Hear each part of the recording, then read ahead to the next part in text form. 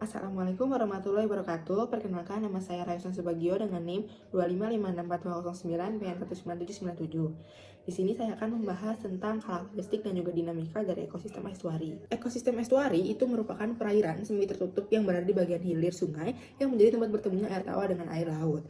Nah, estuari ini dibagi menjadi 4 berdasarkan faktor pembentuknya. Yang pertama ada estuari daratan pesisir, yang kedua ada barbilt, yang ketiga ada fjord, dan juga yang keempat ada tektonik. Selain dibedakan berdasarkan faktor pembentuknya, estuari juga dibagi menjadi 2 berdasarkan tingkat salinitasnya, yaitu estuari positif dan juga estuari negatif. Yang akan dibahas pertama adalah estuari berdasarkan faktor pembentuk. Yang pertama, estuari daratan pesisir. Nah, estuari daratan pesisir ini merupakan daerah yang terbentuk pada akhir zaman es, sekitar 10.000 sampai 15.000 tahun lalu. Saat perairan secara global menjadi hangat, lalu es mencair dan permukaan air laut pun meningkat.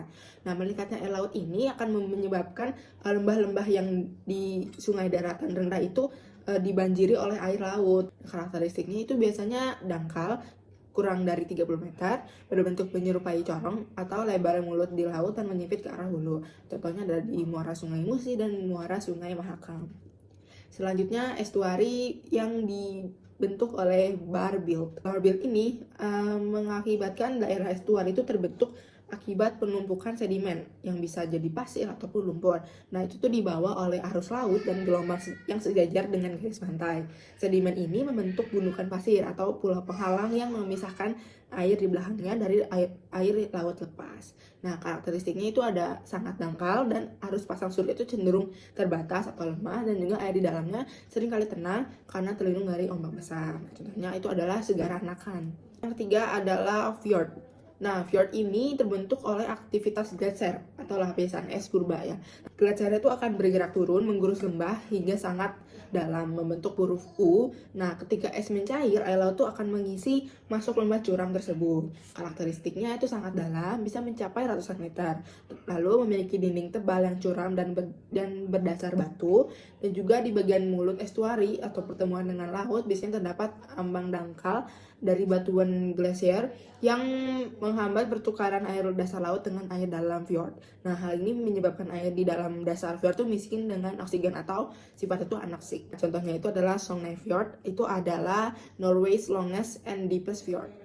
Yang terakhir adalah estuari yang didasari oleh faktor pembentuk tektonik. Nah, ini tuh terbentuk akibat aktivitas gerak bumi atau tektonik seperti petahan atau pelengkungan yang menyebabkan sebagian daratan itu turun dan kemudian digenangi oleh air laut. Sangat dalam, bisa mencapai ratusan meter. Nah, karakteristiknya itu bentuknya tidak beraturan, mengikuti pola petahan geologisnya, lalu biasanya dikelilingi oleh pegunungan atau dataran tinggi yang curam, dan juga sering ditemukan di daerah yang aktif secara gempa atau tektonik.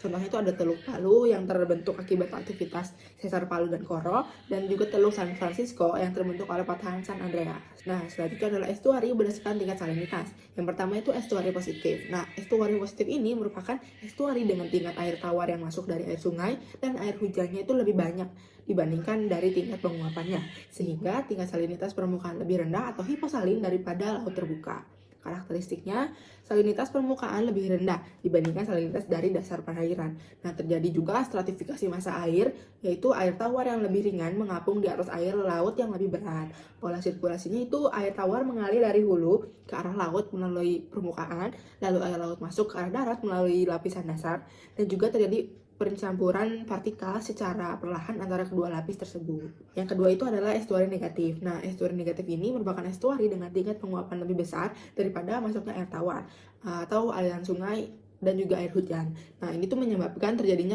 keadaan hipersalin atau tingkat salinitas itu menjadi lebih tinggi.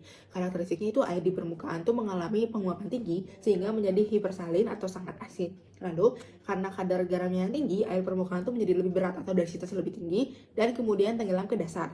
Yang terakhir itu salinitas di bagian dalam estuari justru dapat lebih tinggi daripada salinitas di laut lepas. Nah, pola sirkulasinya itu air akan masuk dari laut lepas menuju estuari melalui lapisan permukaan, lalu air hipersalin itu akan tenggelam karena berat mengalir keluar menuju laut melalui lapisan dasar.